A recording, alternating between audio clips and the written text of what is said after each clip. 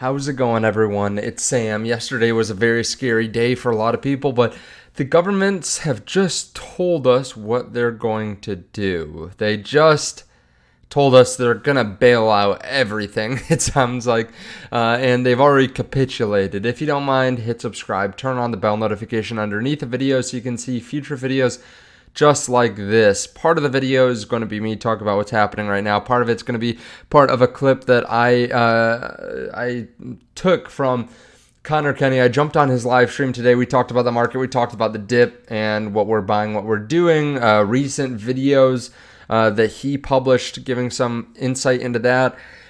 So stay through to the end of the video, but let's start here. If you want trade crypto, there is a link to Margex underneath the video. You can start longing and shorting the market in just a few minutes. Just setting up your email, password, and checking their terms and conditions, and you can start trading. As you can see here, Bitcoin seems to be rising over the last hour, gone from 55.6 up to now 56.7. And why is that? Well, it's probably due to not that, we'll talk about that in a second. Not that, we'll talk about that in a second. Not that, we'll talk about that in a second. Not that, but this. Imagine thinking we have free markets. Government will always backstop post 2008.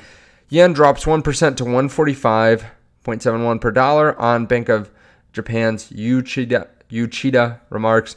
Basically, Uchida, Bank of Japan, said they won't raise rates when market is unstable. They must maintain current degree of easing for the time being. Market moves are extremely volatile. They're watching the impact. See no big change to Japan. U.S. economic fundamentals. Market reaction to single piece of U.S. data appears too big. And this is something that we talked about earlier on the channel, basically saying, hey, they had an emergency meeting here today, and it seems like they're very worried about what's happening across the world and across markets. And yeah, they're basically saying this quarter point raise or this small raise is all we're going to do. Right? We won't raise anymore because it's too volatile. The Japanese carry trade maybe was even bigger than they understood. So we'll just hold off at this point. Now, the U.S. Is actually pricing in now, or economists are pricing in some rate cuts in the U.S. as well. It looks like about 75 basis points in the September meeting. I'm not sure how that's going to be affected by this, but that is crazy. You can see that markets are pricing in that governments cannot do what's probably best right now, which is to stay tight, to lay off the quantitative easing for a while. They're betting that the governments will come in, save the day, and you can see it right here. The governments are. I mean, Bank of Japan can't raise a quarter basis point without freaking out the entire world market, without affecting stocks all across the world. So, yes, it seems like they just gave us their playbook that they are bailing out everyone. And you know, we had something similar to this with the bank bailouts where Bitcoin flew up in price when that happened, most likely because it just showed that the government's going to come in, they're going to bootstrap, they're going to provide liquidity. And I think that's why we're seeing a bit of a rally on Bitcoin right now. Now, who knows what happens by the time you see this? It could be down, but I would not be surprised if this rally continued because it really shows the true colors of all these governments. Let's see if Mr. 100 has bought anything since the earlier buy. Yeah, just another 101 Bitcoin. Nothing big after buying a couple thousand Bitcoin over the last couple days. Sol, ETH pushing up to new heights, almost at 0.06, which it's already at an all-time high, but this is obviously a big psychological level, big round number. You can see bulls are buying permanent holder addresses, and ETFs are buying significant amounts of Bitcoin. Now today, we had another outflow. Let me actually show you. GBTC, $32 million in outflow. ARKB with 29 million.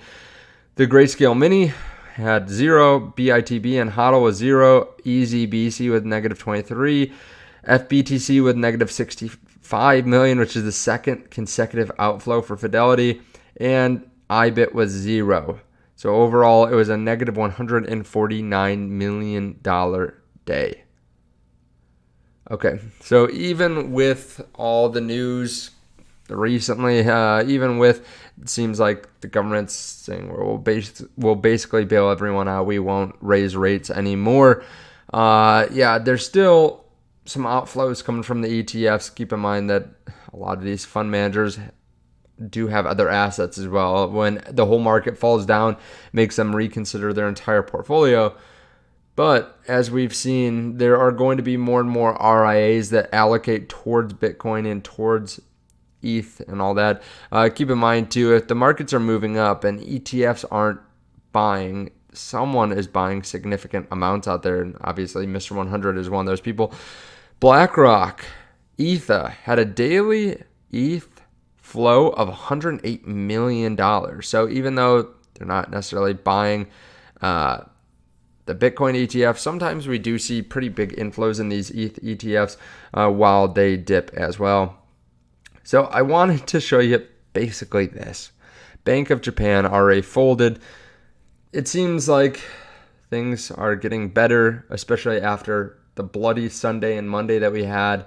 Keep in mind, we do have some important economic data coming out next week. We'll have the Fed meeting in just over a month. We'll see if they do any kind of emergency rate cut. I don't think they necessarily have to make the market feel better. I think just, a decent rate cut in September will do that. But who knows what comes out here soon. Let me know your thoughts on this underneath the video. Now, I want to skip over to what Connor and I talked about today, which is basically what the market looks like right now, what we're doing, where we're seeing opportunities, and what happens next. Hello, hello.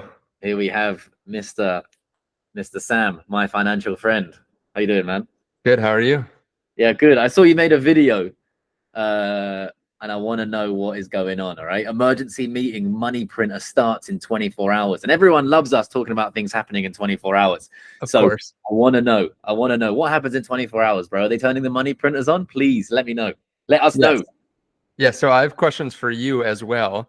But let me scroll over to the tweet. So starting tomorrow, the US will start buying $30 billion per month in treasury buybacks. So basically just buying back bonds that they issued and treasury notes, which just provides more liquidity. That's how I look at it. Is it just provides more liquidity for the system, more money sloshing around, more M2 increasing, lower rates are coming too, because I saw that Japan had an emergency meeting today after the market fell so drastically yesterday.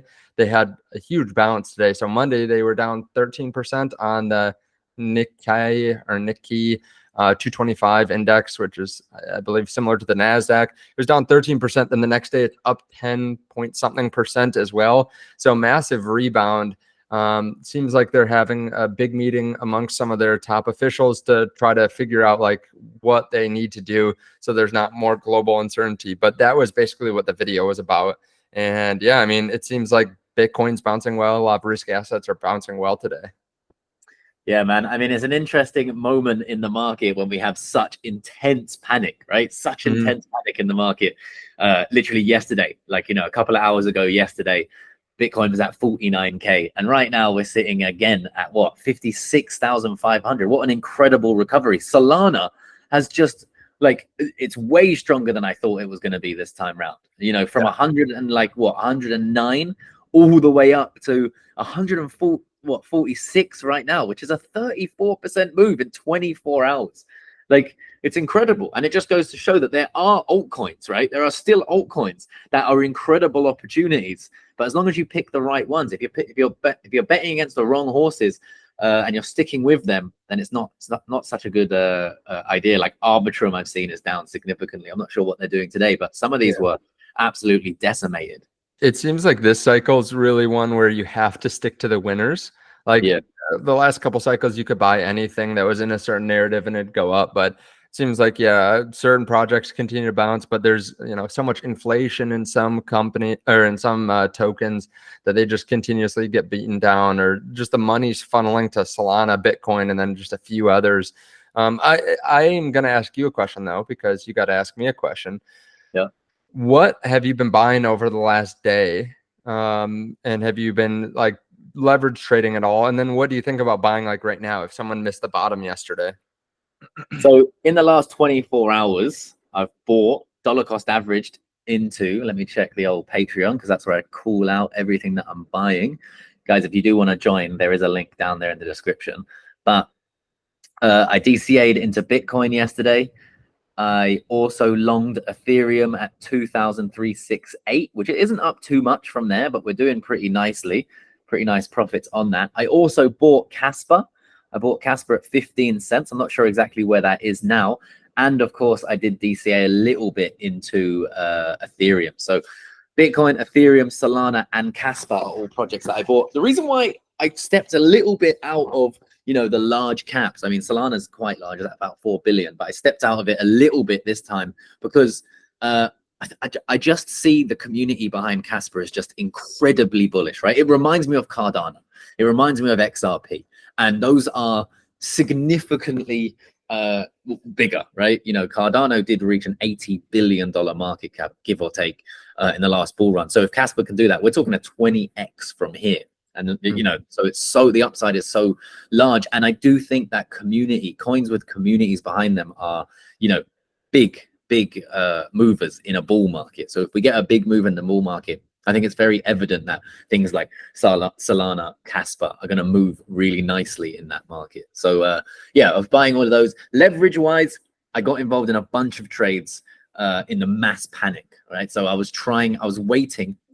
I have an interesting style in these crashes. Of course, I trade a little bit differently when we're not crashing. I do use a lot more support, resistance, and patterns. I do like bull flags, and symmetrical triangles and stuff like that, like basic TA.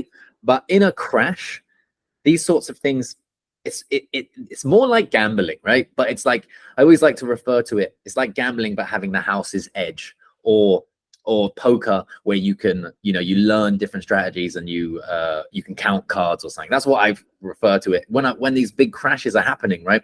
We know the areas in which there's going to be a lot of liquidity, the areas in which people want to push the market down to. So I'm watching the chart, right? I'm watching it. We start to crash, and what normally happens is we have an initial scare down, right? The market rebounds while people try and catch that first bounce. And now this might happen a few times, but what happens is the market hits a certain level, and that's normally a really strong support. Then it bounces really quickly and strong from there. So people think, oh, I'm going to miss out. The bulls are back in charge. I'm going to miss out. So then they jump in, and then they actually get wrecked again, and we go lower. And this happens a few times. And then you notice, right, there's a very clear moment in time in these big call and black swan events, or just big crashes, a very clearly moment where the market gets extremely scared, right? So this happened. I was on the plane. Luckily, I have to say the American domestic flights have incredible internet, right? They're awesome. So I was trading on that, and I was watching this play out. You're watching it play out on Twitter. You're watching it play out on YouTube. You're watching it play out in real time, right? People are, it's like the entire timelines completely change. They change from being like, yeah, we can bounce, where we're going to bounce, we're finding support, don't worry, it's all going to be fine, to get out. Everyone needs to get out. And it's just like insane, right? And then you start to see this absolutely like this massive candle that happens, and it just starts to fall, and it looks like it's never going to stop. And if you do look at the charts, right, for example, we got the Bitcoin one. If you have the charts ready, right, and you have interesting areas for liquidity, like this area here, it was between about 50,000 and 53, right? There was an area in which, before we went on this bull run here, we sideways consolidated. So I knew that even though we had the bottom area of our support, there could be a wick, right? And you can think, okay, how does the majority of the market trade, right? How are they thinking in a trade like this? Okay, I'm going to put my stop loss just below the point of this liquidity area, right? So it's definitely not going to drop. They're thinking, or people who haven't traded this market for a long time, they're thinking, okay, we have that accumulation phase in the 50s, right? So that's where Bitcoin bounced. So if we lose that, then the market's dead, and I want to get out of my trade. So what they do is they put their stop loss just below it. And this is a fine way to trade, but it changes in these moments, right? These liquidation moments, because we have such speed in which the market gets pushed down. I'm thinking if we go into that region, I'm actually going to wait until the very bottom, if not lower than that region, to start my trades. That's where I'm going to start trying to grab and find the very bottom, because most likely we're going to go further than everyone expects, because that way everyone gets liquidated, everyone's stop losses gets hit. Most people are then out of the market. You see it on the liquidation heat map here.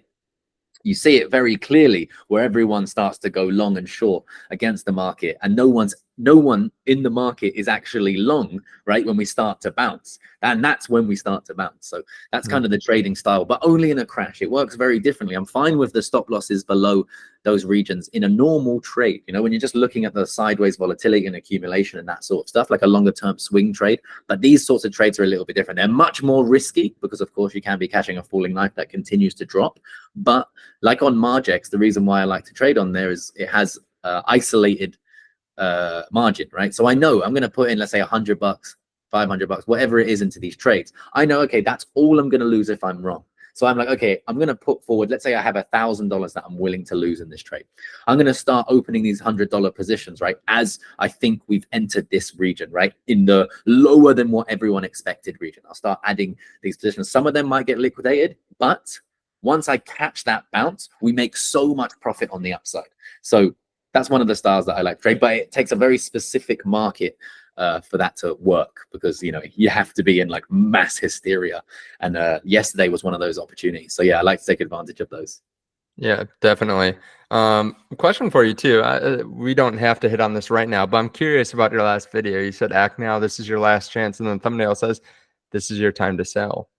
Yeah. So I know some of your viewers that are watching right now have already seen this video, but I'm kind of curious.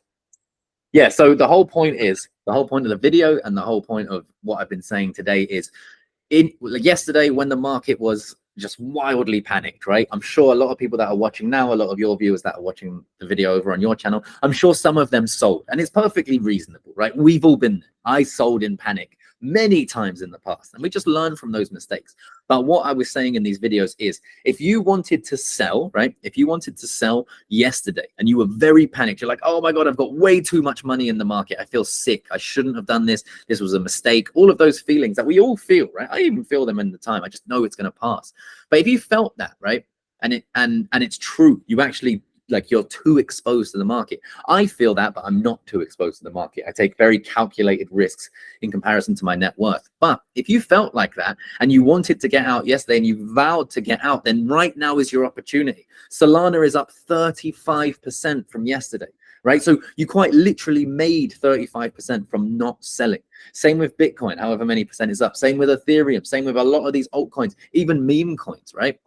So if anything, you're actually better in that moment that you feel sick, stick to your stomach, to dollar cost average. And then when Solana, for example, starts to pump 35%, get your money out, right? And then you can actually, if you want to, right now today, if you had to put in, just for example, right, just to keep the numbers easy, if you had to put in $100, right, and you put $100 in yesterday, now you're up 35, right? And then whatever you had left, you could just sell your $100 again now, and you would have $35 of Solana that you can hold for essentially ever risk-free.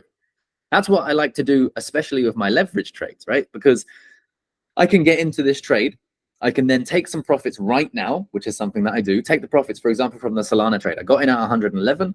Right now, I can take profits. I can then move my stop loss to break even, and I can just ride that trade risk-free. So now I don't even need to look, right? I don't even need to check in on the trade, because I've got my profit. Let's say it's $100. I put in $100. I get my $100 out. It's 10x, 20x leverage, whatever. Take that $100 out, and now maybe it's a smaller position, so the upside is smaller, but it's risk-free. And that's the key, and that's just how I like to trade in this market with altcoins as well. Not even with leverage, you know. When I'm dollar cost averaging, if I buy a risky play, people who are in my Patreon will know this. When I buy a risky play, 2x, I want to get out my initial. I don't care if it can do another 10x. Yes, it's going to feel like, oh, I could have made more, but you get over that in time, right? Even we spoke about it recently with the project I got in. I got out a little bit too early, but I actually left that moon bag, and because of the crash, it was actually perfect timing. I could have got out a little bit higher, but over time, if you're consistently trading, right, practicing that good risk management and capital preservation gets you a lot further in the market. Because I can tell you, if you're getting enrolled in risky trades and then you're upping the risk every single time, you will eventually absolutely destroy yourself, and you will, right? It just happened. Yeah, definitely. Yeah. So, well, what are you thinking? Are you feeling better now in the market, or are you still stressed? I'm good. I mean, I said this in my videos yesterday. I was pretty unstressed yesterday because while I leverage trade, it's still a small portion of my portfolio. So I fully realize I can lose it and I'll be fine.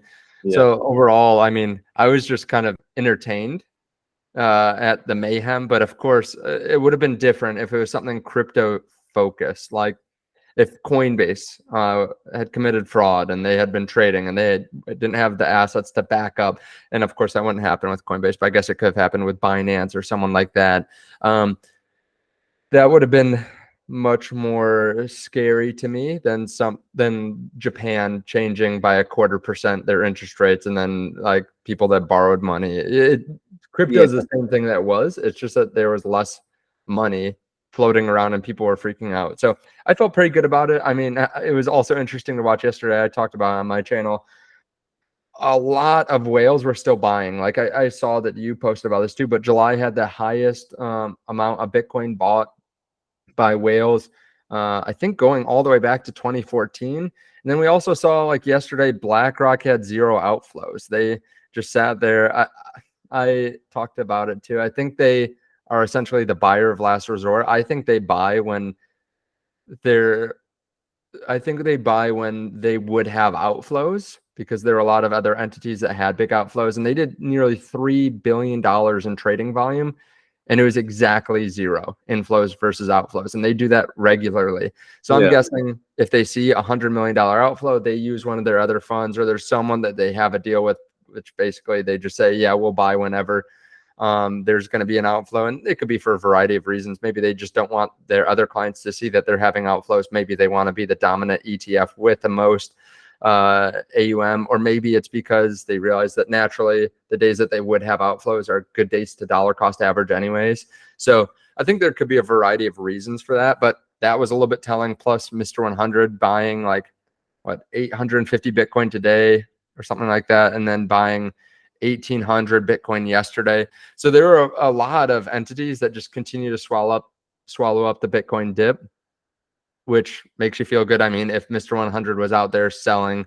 50,000 Bitcoin in a day, in addition to the dip and then all the liquidations, I think that would have made me a little bit more worried. But yeah, I mean, overall, it's just business as usual. Liquidations, global fear, and then there was no Israel attack, at least I could see. I don't think there was anything, even though supposedly Trump had said that they were going to be attacked last night. So like less global uncertainty. I think the VIX went down, which is the volatility index. Stocks are up today. Yeah, VIX is down 28% today, and it reached 62 yesterday. It's down like over 50%. So it seems like everyone's just settling down. I wouldn't be surprised either if this was like the big shakeout before the next move up, but who knows? Yeah, man. Well, I appreciate your insights as always. Yep. And, thanks for having me on. Yeah, no worries, man. Let's speak again soon. All right, sounds good. Bye. Now, again, if you want to trade, you can check out the link underneath the video to Margex. Thank you so much. I'll see you all in the next video.